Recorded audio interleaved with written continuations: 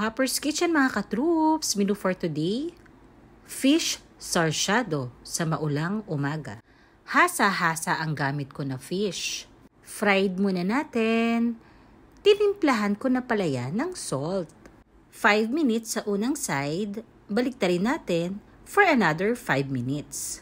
Set aside na muna natin at gagawa na tayo ng ating sarsa. Sibuyas, bawang at kamatis. Lagyan ng tubig at pampalasang salt and pepper.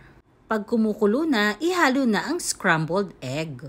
Halo-haluin lang tapos pwede na nating ilagay ang fried fish. After 1 minute or less, pwede na nating pagsalu-saluhan. Masarap ka partner dito ang fried rice. Mapaparami na naman tayo.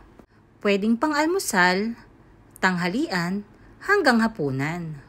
Ano pang hinihintay nyo? Tara na! Ciao mga katroops! Happy eating!